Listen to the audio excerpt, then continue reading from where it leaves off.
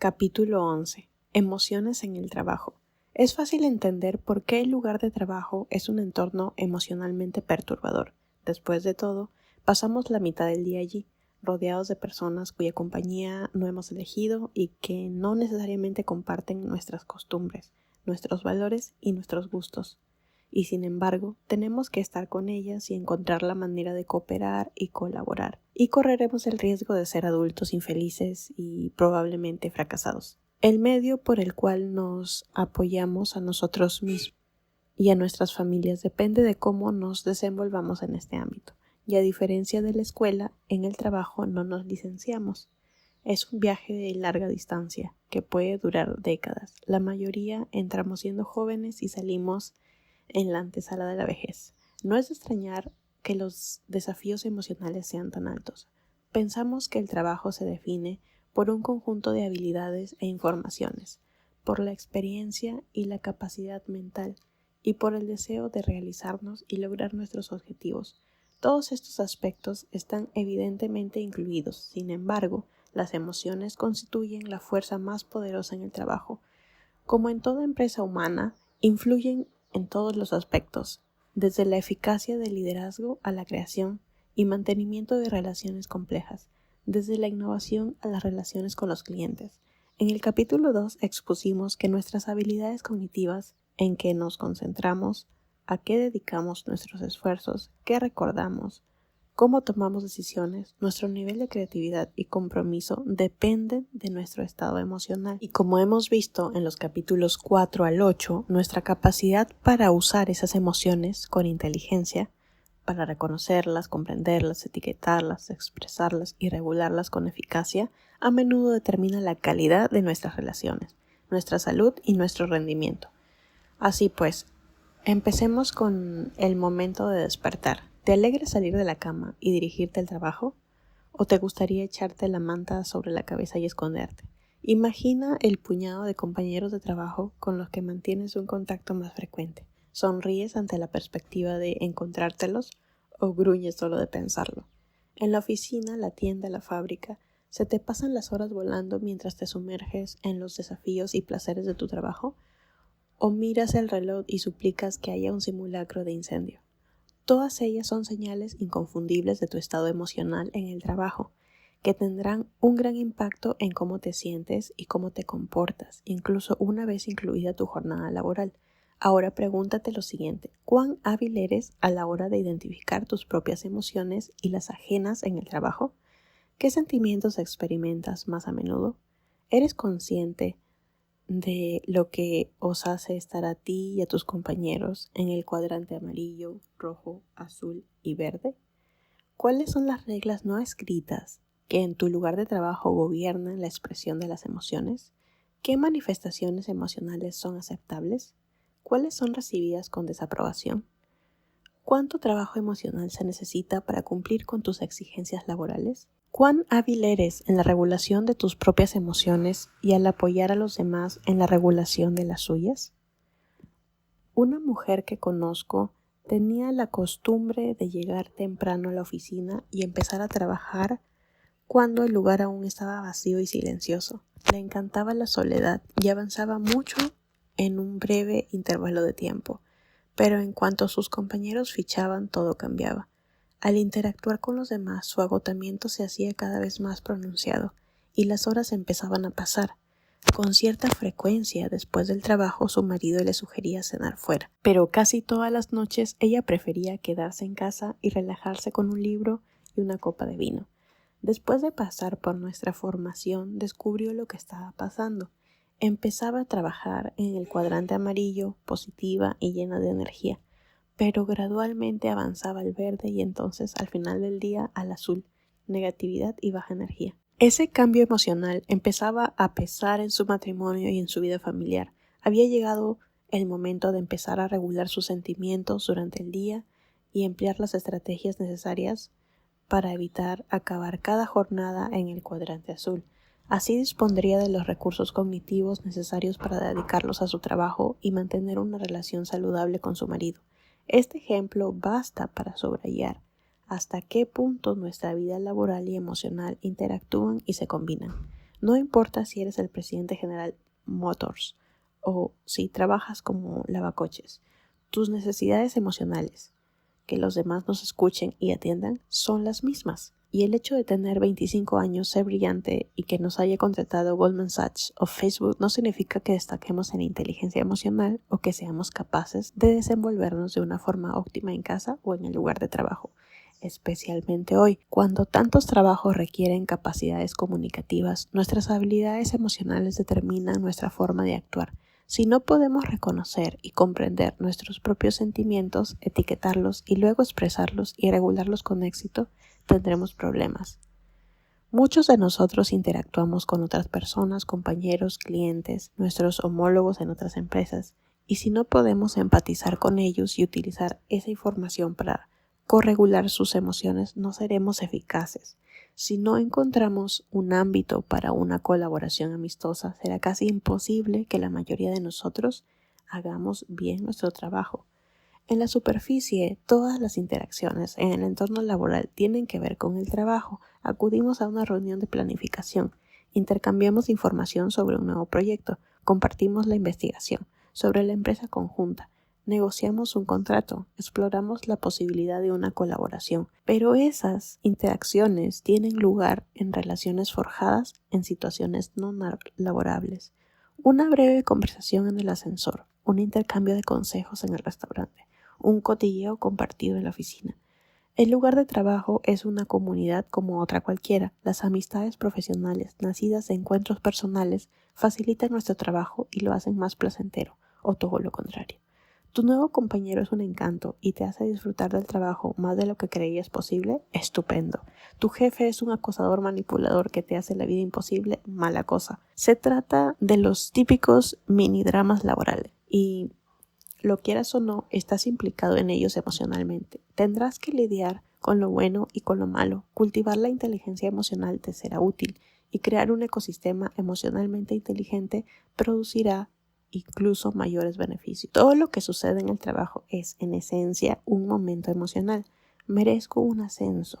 Significa que, en mi opinión, valgo más de lo que tú crees.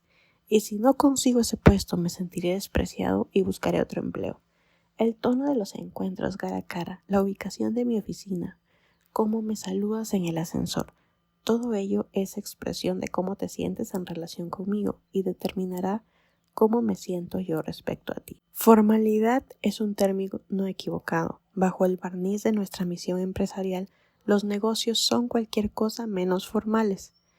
La investigación demuestra que nuestras emociones y estados de ánimo se transfieren de una persona a otra y de una persona a un equipo entero, tanto consciente como inconscientemente. Esto recibe el nombre de contagio emocional y su estudio se remonta a 1890. Alguien sonríe y le devolvemos la sonrisa. Otro frunce el ceño y nuestra expresión cambia y de pronto nos sentimos tristes o alegres sin saber por qué. Sigal Barsade, profesora de la Wharton School de la Universidad de Pensilvania, llevó a cabo el primer estudio para comprobar si el contagio emocional ocurría en los grupos y sí, por consiguiente, servía para predecir el comportamiento individual en el seno del grupo. A cada uno de los participantes del estudio le fue asignado aleatoriamente uno de los 4 grupos, cada uno de los cuales representaba un cuadrante en el medidor emocional. Se asignó un cómplice avisado y que se hacía pasar por uno de los participantes, cada uno de los grupos, para provocar el sentimiento apropiado. Se dijo a los participantes que iban a interpretar a un jefe responsable de negociar una prima para un empleado. Cada grupo también sabía que disponía de una cantidad fija de dinero y que tenían que sopesar qué era mejor, tanto para el empleado como para la empresa. Los resultados demostraron no solo que el cómplice fue capaz de suscitar el contagio emocional, sino que éste también influía en el comportamiento posterior. Específicamente, los participantes situados en los cuadrantes amarillo y verde manifestaron un menor nivel de conflicto, una mayor cooperación y un aumento de rendimiento individual, e incluso distribuyeron el dinero más equitativamente que los participantes ubicados en los cuadrantes rojo y azul. Al cultivar las habilidades emocionales, con suerte seremos más conscientes de cómo creamos activamente el contagio emocional y comprenderemos su impacto en los demás.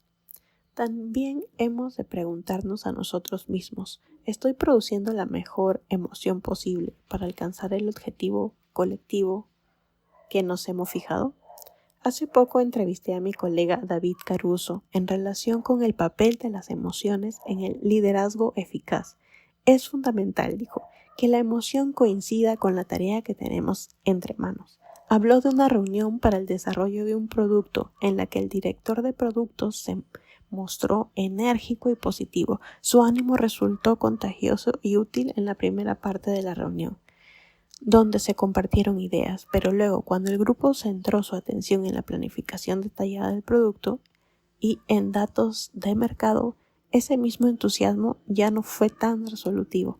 El impulso vibrante y confiado que estimuló nuevas ideas creativas derivó en un calendario de lanzamiento excesivamente optimista y lastrado por errores apresurados. Era el ejemplo de una emoción que no facilita la resolución del problema en cuestión. Tras descubrir lo que iba mal, el líder del equipo cambió el tono emocional de la sala de una forma apenas perceptible. Utilizó el tono de su voz y la cadencia de su discurso para disminuir el nivel de tensión y ofreció ejemplos de la importancia de perfilar los detalles con exactitud.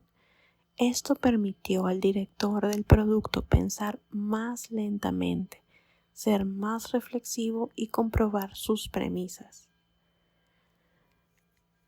Las emociones, explicó Caruso, fluyen a lo largo y ancho de toda la organización. Los líderes deben comprender el papel de esas emociones a la hora de influir en el modo en que los individuos deciden, piensan y trabajan por sus objetivos. La propia organización también debe permitir que los individuos influyan en las emociones. Tener las habilidades es una cosa, me explicó hace poco Jochen Menges, investigador sobre cuestiones de liderazgo en las universidades de Cambridge y Zurich. Y otra es ser capaces de aplicarlas en el trabajo. Según su investigación, los entornos laborales emocionalmente inteligentes se distinguen por cómo las personas se comportan en el trabajo, y esa conducta está fuertemente influida por la estructura, la forma en que la gente se organiza, es decir, las jerarquías, y la cultura, lo que la gente considera apropiado. Si los individuos a cargo no se inspiran en su inteligencia emocional para gobernarse a sí mismos y dirigir a los demás, ¿quién lo hará? Con todo, si la inteligencia emocional es tan necesaria en el lugar de trabajo, ¿cómo se supone que hemos de adquirirla? En la escuela, las habilidades emocionales se pueden integrar en las asignaturas que se imparten. Después de todo, la educación es el único propósito del sistema educativo. Es más complicado desarrollar habilidades emocionales en el entorno laboral. ¿Cuándo iniciar exactamente la formación? ¿En las pausas para el café? ¿En el desayuno? ¿En el retiro anual? No estamos en el trabajo para aprender, estamos allí para actuar. Las empresas han invertido millones en programas de formación y desarrollo de la inteligencia emocional, pero aún no he visto un programa integral en una organización que contribuya a que los empleados mejoren su inteligencia emocional a partir de la creación de hábitos duraderos. Es una de las razones por las que fundé OG Life Lab, que ofrece formación en inteligencia emocional para empresas. En una secuencia cuidadosamente diseñada de pequeños pasos de aprendizaje, los aprendices desarrollan habilidades emocionales a través de una amplia gama de actividades que estimulan el pensamiento, entre ellas videos acelerados, un medidor emocional interactivo, reflexiones personales y ejercicios estimulantes. El programa incluye incluso debates en streaming con un coach especializado, tanto en grupo como en sesiones individuales. Al explorar las habilidades emocionales en el tiempo, las personas asimilan más y desarrollan hábitos que tienden a automatizarse. Incluso cuando el modelo de pensamiento organizativo pretende introducir estas habilidades en el trabajo, a menudo los jefes lo critican por quitar tiempo y energía a los resultados laborales propiamente dichos. Muchos directivos aún no lo han entendido. Esos resultados dependen de una fuerza de trabajo motivada estimulada y comprometida con un objetivo común. Hace poco pasé un tiempo asesorando a una empresa en la que la relación entre dos ejecutivos clave estaba provocando serios problemas.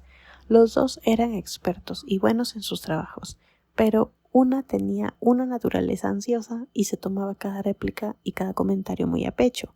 El otro era un hombre resuelto y directo que siempre decía lo que se le pasaba por la mente, sin pararse a pensar en cómo sería recibirlo.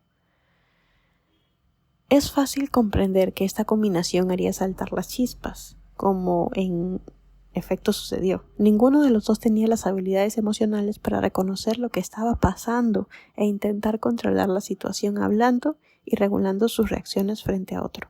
Todas las interacciones eran tensas y no tan productivas como podrían haber sido. Su supervisora intentaba mediar entre estos dos temperamentos tan distintos. A la jefa no le agradaba invertir así su tiempo, pero si no lo ayudaba a regular sus emociones, el trabajo de su departamento sufriría las consecuencias. Estas interacciones se manifiestan constantemente en situaciones laborales. Piensa en lo que sucede cuando percibes que un compañero o compañera está de mal humor. Inmediatamente cambia el ambiente de la oficina. Nadie se quiere acercar. La comunicación se resiente. Cunde el nerviosismo en relación con todo lo que absorbe la energía psíquica del lugar. O bien hay un supervisor que inhibe el entusiasmo y aplasta toda la creatividad. En las reuniones acoge toda opinión disidente con una mueca y una mirada gélida. Sus subordinados se preguntan, ¿para qué molestarse en intentarlo? Pronto pasan del desánimo a la desmotivación. Ocupan su tiempo en Facebook en lugar de desarrollar nuevas ideas. Poco después buscan un nuevo empleo en la red. Las facultades de empresariales dedican largos estudios monográficos a significativos fracasos empresariales, pero se preguntan si una falta de inteligencia emocional y las habilidades relacionadas han tenido algo que ver con ellos. Es importante que lo tengan en cuenta, dada toda la investigación sobre el impacto de las habilidades emocionales pobres en los sentimientos y la eficacia operativa de los empleados. Desde luego, algunas facultades de empresariales como la Escuela de Gestión de Yale y la Escuela de Administración de Empresas de la Universidad de Zúrich han empezado a invertir en el desarrollo de la inteligencia emocional de los estudiantes, pero ninguna está acostumbrada a introducir la inteligencia emocional en su pensamiento sobre el éxito y el fracaso de los alumnos, una realidad que no nos extraña. No existen datos en los que basarnos, ni cuadros ni gráficos que ofrezcan respuestas fiables aún. Al echar un vistazo a la investigación sobre la vida interior de los empleados, los resultados son causa de preocupación.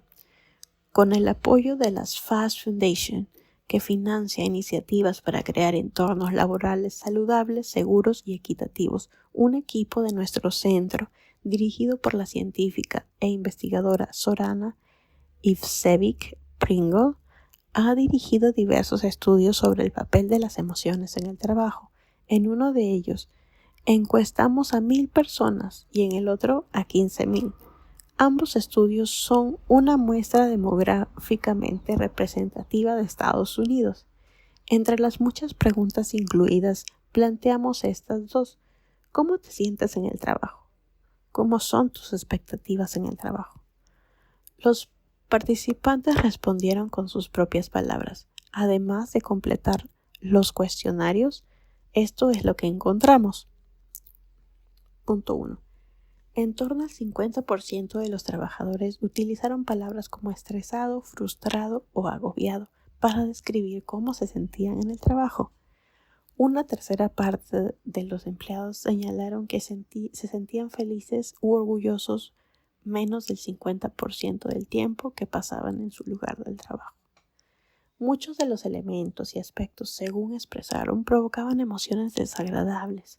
Estaban relacionados con otras personas, compañeros que no se tomaban su trabajo en serio, jefes que adoptaban malas decisiones, compañeros holgazanes e individuos que carecían de empatía y capacidad de escucha. También pedimos a los sujetos 3 palabras que describieran cómo les gustaría sentirse en el trabajo. Feliz fue la número 1. Esto no resultó una sorpresa. En todo mi trabajo con diversos grupos, siempre que pregunto a la gente cómo le gustaría sentirse, primera palabra que pronuncia es feliz. Es la elección por defecto, aquella que nos sale sin pensar mucho. Sin embargo, la segunda y la tercera fueron las más reveladoras. Después de felices, los sujetos dijeron querer sentirse entusiasmados, alegres, apreciados, apoyados, plenos, respetados, inspirados, realizados. La palabra valorados era otra de las más elegidas, y las mujeres la utilizaban el doble que los hombres. Esta lista indica lo que falta en el lugar de trabajo. Otras investigaciones apoyan nuestros hallazgos. Según una encuesta Gallup basada en una muestra aleatoria de 30.628 empleados estadounidenses a tiempo completo y parcial, aproximadamente la mitad no se siente comprometido con el trabajo, mientras que el otro 13% afirma haber tenido experiencias laborales lamentables. El coste estimado para las empresas es de $450.000 millones anuales en pérdidas de productividad. En el sector sin ánimo de lucro, el 45% de los jóvenes empleados insisten en que su próximo trabajo no será en ese sector y citan el agotamiento como una de las principales razones. El 35% de los empleados encuestados dicen que suelen perder entre 3 a 5 jornadas al mes debido al estrés en el trabajo. El 45% de los médicos afirman sentirse agotados. Hace poco pregunté a un gran grupo de médicos residentes qué pensaran en un día típico y cómo se sentían a lo largo de este. Luego les pedí que resumieran la experiencia en una palabra. El 70% de los residentes recurrió a términos como tedioso, aburrido, polarizado, agobiado, estresado y pensativo. Solo el 30% utilizó palabras como satisfecho y tranquilo. Según un estudio en la Universidad de Stanford, más de 120.000 muertes anuales son atribuidos al estrés en el lugar de trabajo, lo que supone $190.000 millones en costes sanitarios. Entre los agentes estresantes se cuentan la falta de seguro médico, los conflictos con la familia y el trabajo, y el tratamiento desigual. Las investigaciones recientes demuestran que en lo relativo al agotamiento y el compromiso en el trabajo, no hay por qué elegir entre una y otra cosa. Pueden ser las dos. Julia Moeller, antigua investigadora de nuestro centro y actualmente profesora adjunta de la Universidad de Leipzig, dirigió un estudio que se centró en el agotamiento de los trabajadores más eficaces y capacitados. Esos empleados sufren la extenuación precisamente por sus elevados niveles de compromiso. Están tan comprometidos con sus trabajos y son tan buenos en ello que acaban con más responsabilidades de las que pueden gestionar. Y en lugar de rechazar encargos, siguen aceptándolos hasta que están completamente extenuados. En un artículo sobre esta cuestión publicado en la Harvard Business Review, Moeller y Emma Seppala, que dirige las actividades para el bienestar de los estudiantes universitarios en nuestro centro, describieron a una mujer cuya tarea consistía en organizar un ambicioso congreso para su empresa e hizo un gran trabajo, salvo que en las últimas semanas anteriores al evento sus niveles de estrés subieron tanto que sufrió síntomas severos de agotamiento, que incluían una extenuación física y emocional, depresión y trastornos del sueño. Se le indicó que se tomara tiempo libre de trabajo. No acudió al congreso y necesitó una larga recuperación antes de alcanzar su nivel de rendimiento y su bienestar anteriores. Sus síntomas de agotamiento fueron el resultado del estrés a largo plazo y de la pérdida de recursos con el tiempo. Entretanto, como descubrió la encuesta Gallup, la mitad de los trabajadores sentían justo lo contrario, la falta de compromiso. Evidentemente, hay que encontrar un equilibrio emocional preciso. Los empleados deben estar lo suficientemente comprometidos como para hacer un buen trabajo, pero no hasta un exceso porque puede provocar su extenuación, como estamos viendo. En parte, se puede evitar el agotamiento animando a los trabajadores a expresarse cuando se sienten presionados o reciben una carga de trabajo injusta, pero no ocurre cuando el individuo se siente aislado. La libertad para expresarnos a nosotros mismos, tanto positiva como negativamente, tiene que formar parte de la experiencia cotidiana. En mis clases en el programa de educación para ejecutivos en Yale suelo preguntar: ¿os sentís cómodos expresando vuestras auténticas emociones en el trabajo? No, replica la mayoría sin dudarlo. Creo que depende de con quién hables o con quién negocies en una reunión, dijo un miembro del público. A un colega o a un miembro del equipo le puedo decir algunas cosas que evidentemente no le diría al presidente, dijo otro. Por ejemplo, nunca diría: Jeremy, me has puesto en ridículo en la reunión. ¿Por qué lo has hecho? Los dos decían lo mismo, que en el trabajo rara vez comunicaban lo que sentían a las personas que podían hacer algo al respecto. Debido a mi papel como director de un centro, conozco de primera mano el impacto de suprimir las emociones en el lugar de trabajo. ¿Sabes lo que me mantiene despierto por la noche? ¿Cómo se sienten mis empleados? Eso debería perturbar el sueño de todo presidente, supervisor, directivo y jefe en el mundo. Es el determinante fundamental de prácticamente todo lo que sucederá en una organización, tanto de lo bueno como de lo malo. Si habitamos un entorno laboral emocionalmente inteligente, la mayoría de los retos, aunque no todos, se podrán abordar. Si no es así, todo se pondrá cuesta arriba. Antes de contratar a alguien en el centro, sé que la persona posee la experiencia, el talento y la mente necesarios para hacer el trabajo, pero apenas tengo idea de si posee habilidades emocionales. Sabrá mantener buenas relaciones y colaborar con sus compañeros sin que se interpongan rivalidades ni el impulso de competir. Se adaptará al nuevo ambiente y contribuirá a él sin perturbarlo. Será capaz de empatizar con los clientes y comprender cómo interactuar a fin de atender sus necesidades y las de la organización. Si no es así, estamos condenados al fracaso. Si la gente hace el lugar como describe Benjamin Snyder de la Universidad de Maryland en un célebre ensayo, entonces una organización será mejor si los empleados tienen habilidades emocionales. Cuando una empresa crece, es más vulnerable a la falta de habilidades emocionales. Pongamos un ejemplo. Hace años contraté a alguien para el puesto de supervisor y esta persona decidió que haría bien ocultándome las quejas laborales que pudiera tener su equipo. Tal vez pensaba que me hacía un favor. Quizá a algunos torpes ejecutivos les parezca bien esta forma de proceder, pero fue un desastre. Por una diversidad de razones, mis compañeros estaban cada vez más insatisfechos con su trabajo, pero nadie me lo hacía saber. Las cosas siguieron así hasta que el supervisor se marchó, momento en que los empleados se sintieron libres de expresar los sentimientos que antes estaban obligados a reprimir. Nos habíamos convertido en un entorno laboral disfuncional, lo que se reflejaba en el propio trabajo. Nos llevó un año volver a la normalidad.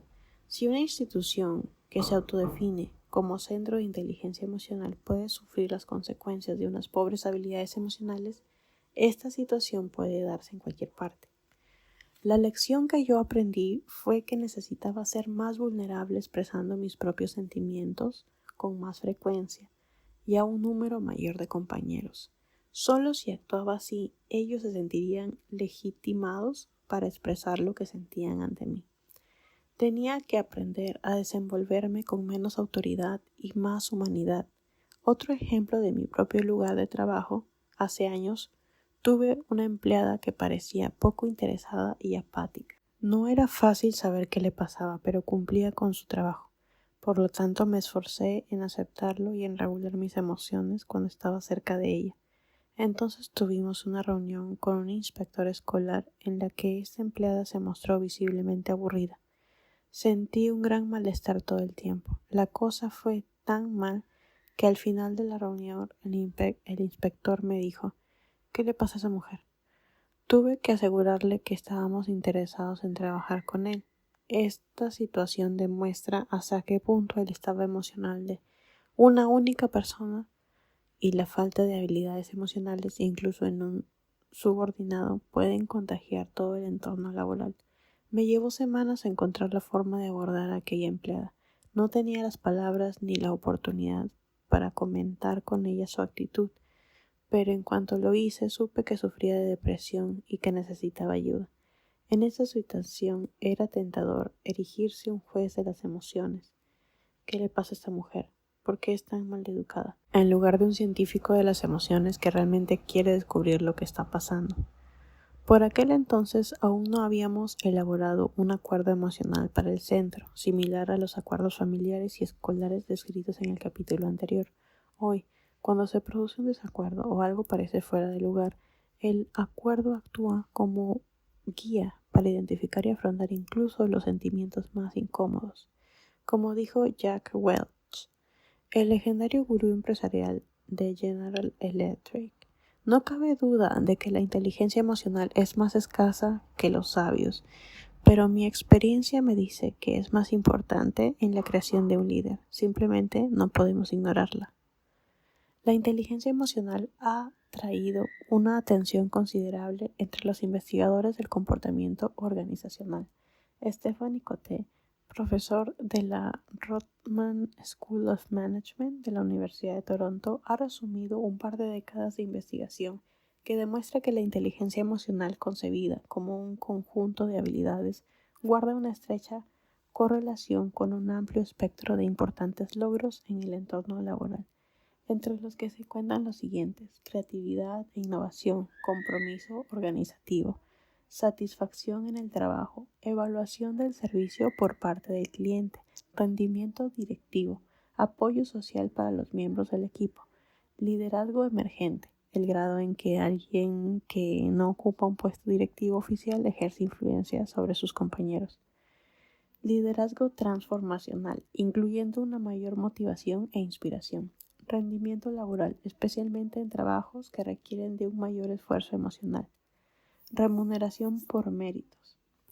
Es importante señalar que los líderes y directivos emocionalmente inteligentes no siempre son buenos jefes. Es habitual que recurran a las habilidades emocionales para realizar tareas complejas y delicadas. La inteligencia emocional en el trabajo no solo implica aportar un ambiente de comodidad y simpatía. A veces exige transmitir un feedback difícil para ayudar a la gente a mejorar sus habilidades y su autoconciencia. Tal vez incluso sea necesaria la habilidad de sostener conversaciones espinosas sobre temas delicados que pueden herir los sentimientos. Eso también requiere habilidades emocionales. Las habilidades emocionales nos ayudan a fomentar el éxito en el trabajo y a corregir las cosas que no funcionan, como ocurrirá inevitablemente. Hace poco, nuestro equipo creó una medida para evaluar la conducta emocionalmente inteligente de los inspectores para examinar si sus habilidades les permiten predecir las emociones y la conducta de los empleados en el trabajo. Algunos puntos del cuestionario. Mi supervisor entiende que su conducta y sus decisiones influyen en cómo los demás se sienten en el trabajo. Y mi supervisor es bueno a la hora de ayudar a los demás a sentirse mejor cuando sucumben a la decepción o al malestar. La investigación previa plantea que los empleados tienden a estar de acuerdo con sus informes sobre la conducta de su supervisor. Esto es lo que descubrimos. La inspiración, el respeto y la felicidad suben en un 50% y la frustración, la ira y el estrés disminuyen en un 30% y un 40% cuando hay supervisor con fuertes habilidades emocionales.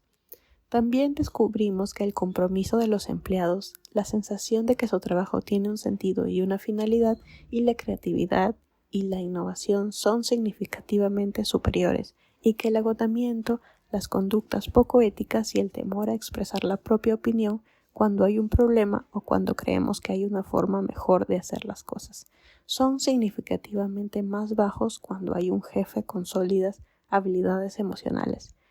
Otro notable descubrimiento: los empleados que temen contar lo que les pasa o que se sienten obligados a hacer algo poco ético tienen más probabilidades de faltar al trabajo y de buscarse otro empleo, por no mencionar los estragos causados en su salud mental. El movimiento de personal es algo que los empresarios más inteligentes temen de verdad. Es una gran lastre para cualquier organización. Tras haber asesorado a muchas empresas, puedo garantizar que si la tasa de reemplazo de personal es superior a la normal, suele deberse a que en algún lugar hay un mal jefe. Como suele decirse, la gente no deja el trabajo, deja a un mal jefe.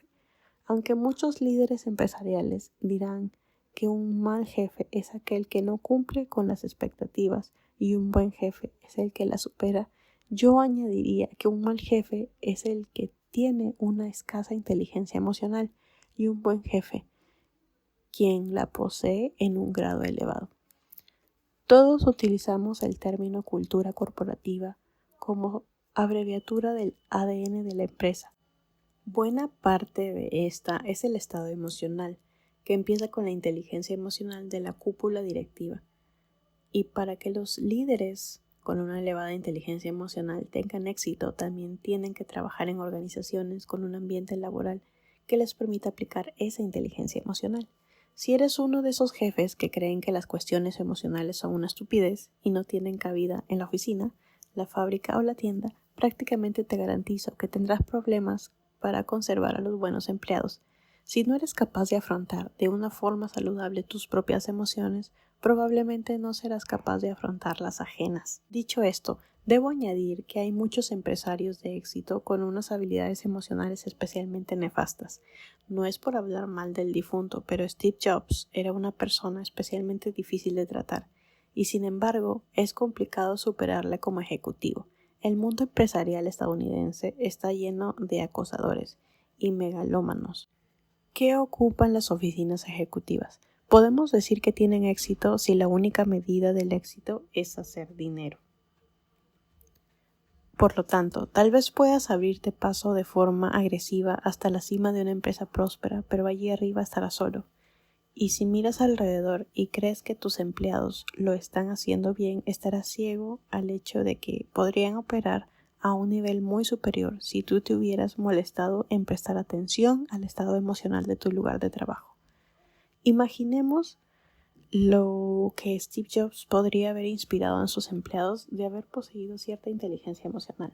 Tal vez Apple no sufriría la falta de innovación y creatividad que ha experimentado en los años posteriores a su muerte.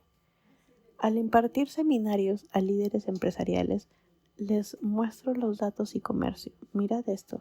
Los empleados dicen que se sienten inspirados el 25% del tiempo cuando tienen un supervisor con baja inteligencia emocional y un 75% cuando trabajan con jefes con una inteligencia emocional elevada. ¿Cómo lo veis? Es una gran diferencia. Piensa en la productividad y en todas las ideas creativas que se darán en un entorno laboral emocionalmente inteligente. Y ahora pregúntate, ¿por qué no existen en esas otras empresas? Como he trabajado en el mundo empresarial, he aprendido que introducir cambios en esos entornos es una tarea desalentadora, en nada diferente a los obstáculos que el tío Marvin y yo afrontamos al intentar introducir cambios en las escuelas. Los chicos siempre eran receptivos, los adultos no tanto.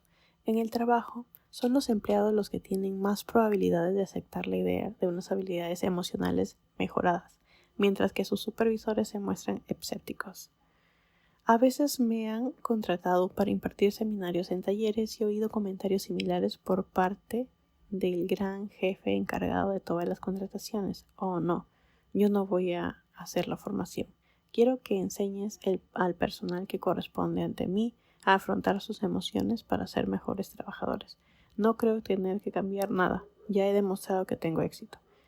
En otra ocasión, un ejecutivo de un fondo de inversión me dijo, ¿de verdad crees que nos vamos a sentar a una mesa a compartir nuestros sentimientos? Más tarde, en una conversación con una empleada de su empresa, oí que le dijo, no importa cómo te sientes tú, tu trabajo es representarme a mí. La investigación demuestra que los individuos con mucho poder tienden a ser menos receptivos a las emociones de quienes los rodean. En un estudio, estos individuos respondían con menor grado de compasión que las personas con una cuota de poder inferior al atender a alguien que describe su sufrimiento. Hace poco hablé con una mujer que dirige una importante organización sin ánimos de lucro. Es brillante. El presidente de la junta directiva es un tipo famoso. Ella odia su trabajo por una razón, la forma en la que él la hace sentir. Tiene una personalidad tan fuerte que siempre me hace dudar de mí misma, explicó. Siempre me pregunto si él tiene razón o soy yo la que se equivoca, solo porque expresa sus opiniones con mucha fuerza, cuando yo siempre tengo dudas. Dice cosas como: ¿por qué eres tan sensible? Cada noche vuelvo a casa deprimida y ansiosa. He sido ejecutiva y he dirigido grandes empresas durante más de una década, pero esto me está volviendo loca, hasta el punto de que quizá tendré que dejar este trabajo. Con el paso de los años he conocido a muchas personas del mundo empresarial que se sienten así. Las han contratado para hacer un trabajo, pero las ha mimado y debilitado un superior que cree que esa es la única forma de mantener el control. Evidentemente no lo es, simplemente perjudica a toda la organización. Si esta mujer hubiera practicado el metamomento para calmar su ansiedad y pensar con claridad, se habría dado cuenta de que el tipo intentaba confundirla a propósito y habría ideado una estrategia para hacerle frente. Podría haberse sentado delante de él y haber expresado sus sentimientos, lo que podría o no podría haber funcionado. Al menos había esperanza de que las cosas mejoraran. Si esta opción no fuera de su agrado, mi consejo sería conseguir el apoyo del resto de la junta directiva y encontrar la manera de que el presidente depusiera su actitud. Y si la junta no lo apoyaba, la mejor sería buscar otro empleo, porque entonces esta situación no iba a cambiar nunca. Por suerte para todos los implicados, finalmente encontró estrategias que le ayudaron a regular sus sentimientos de ira y ansiedad, y mantuvo esa delicada conversación con el presidente, en la que le contó cómo se sentía y por qué. También acudió a la junta directiva y solicitó cambios estructurales si querían que ella se quedara. El presidente cedió y ha cambiado su forma de tratarla, y la junta aceptó sus sugerencias, por lo que aún sigue ahí, una ejecutiva más feliz y más eficaz. En un artículo de investigación publicado en 2014 y titulado What's Love Got to Do With It? ¿Qué tiene que ver el amor con eso? Las autoras Sigal Barsade de la Universidad de Pensilvania y Olivia O'Neill de la Universidad George Mason mostraron datos que avalan que ciertas emociones transforman el entorno laboral. Expusieron la idea de que los sentimientos de afecto, compasión, cuidado y ternura hacia los demás son beneficiosos incluso entre los compañeros de trabajo, creando lo que llamaron una cultura del amor y de la camaradería. En las empresas en las que ese tipo de cultura es débil, escriben, las expresiones de afecto, cuidado, compasión o ternura entre empleados son mínimas e inexistentes y manifiestan una baja intensidad y un arraigo mínimo. Los empleados en ambientes con un escaso amor y camaradería muestran indiferencia e incluso insensibilidad hacia sus compañeros. No ofrecen o esperan las emociones que el amor y la camaradería transmiten cuando las cosas van bien, y no dejan espacio para afrontar el malestar en el trabajo cuando la situación se tensa. Hubo una época en la que el contexto de la cultura corporativa, estas nociones se habrían considerado absurdamente cursis. Sin embargo, en la actualidad, empresas respetadas como Southwest Airlines, Pepsi, Whole Foods, Zappos y una larga lista aceptan estos valores e incluso enumeran el amor y el cuidado, utilizando estas palabras en su declaración de principios empresariales. Estudio realizado por Andrew Knight, profesor de la Universidad de Washington en San Luis, que encuestó a más de 24,000 empleados de 161 compañías, demostró que en los negocios en los que prevalecen las emociones positivas presentan una tasa significativamente inferior de agotamiento y menos días de baja médica. Otro estudio descubrió que fomentar las emociones positivas en el trabajo reduce la extenuación y el absentismo de los trabajadores y aumenta su nivel de compromiso. Y suprimir las emociones negativas actuaba en sentido contrario y reforzaba la satisfacción de los clientes. Otra investigación arroja resultados similares, como la intención de los clientes de volver y recomendar una tienda en la que los empleados muestran emociones más positivas. Sin embargo, tienen que ser emociones sinceras. Si los empleados fingen esos buenos sentimientos, la influencia en los clientes desaparece. La evidencia es elocuente. Las empresas que pretenden ser relevantes y competitivas no pueden ignorar el poder de las emociones en el entorno laboral. En nuestro trabajo, en OG Life Lab, mucha gente nos habla de los beneficios de las habilidades emocionales exploradas en este libro. Profesionales que antes padecían ansiedad en el trabajo ahora utilizan estrategias de regulación para encontrar alivio. Un médico me confesó que antes de conocer las habilidades Ruler no se le había ocurrido pensar que él era capaz de alterar sus estados emocionales. Me dijo, la respiración consciente y la reevaluación han cambiado profundamente mi capacidad para habitar el instante presente y trabajar en colaboración con mis compañeros, especialmente cuando hay tensión en la sala de operaciones. Según Susan David, autora de Agilidad Emocional, los líderes empresariales de todo el mundo empiezan a darse cuenta de que al atender las emociones pueden mejorar el bienestar de sus empleados y el éxito de su organización. Y los estudiantes que ahora se forman en inteligencia emocional en las escuelas pronto se unirán al mercado laboral y seleccionarán a sus futuros empleadores, en parte en función de las condiciones emocionales en el entorno laboral. En el lugar de trabajo es habitual afrontar un dilema. O bien trabajamos en algo que nos gusta, o en un entorno agradable y creativo, o en uno en el que las satisfacciones emocionales son pocas o inexistentes, pero el sueldo es demasiado suculento como para rechazarlo. Hay profesiones enteras que cuentan con la predisposición de personas inteligentes y educadas para soportar elevados niveles de estrés y agotamiento, a cambio del generoso día de paga. En determinado momento, la mayoría de ellos descubre que, por grande que sea la remuneración, no merece la pena. Así pues, cuando nos piden una entrevista de trabajo, entre las preocupaciones laborales, más allá de las lógicas preguntas sobre el sueldo, las condiciones laborales y las oportunidades de promoción, deberíamos preguntarnos por el ambiente emocional en el que vamos a invertir tanto tiempo y energía. Incluso podríamos preguntar directamente con sinceridad, ¿cómo te hace sentir trabajar aquí? Más allá del estupor que pueda insinuarse en el rostro del entrevistador, que puede resultar positivo, nos garantizaremos unas respuestas útiles e interesantes. El mensaje para empresarios y directivos es inconfundible. En el mercado laboral actual, los empleados de más categoría se sentirán atraídos por empresas que reconozcan el poder de las emociones para fomentar ambientes positivos y productivos. Abandonarán malos trabajos, dejando atrás a compañeros que estarán tan mal como ellos porque, por las razones que sea, no quieren o no pueden encontrar empleo en otra parte. Por sí solo, este pensamiento debería bastar para animar a las empresas a tomarse en serio las habilidades emocionales, creando una revolución emocional.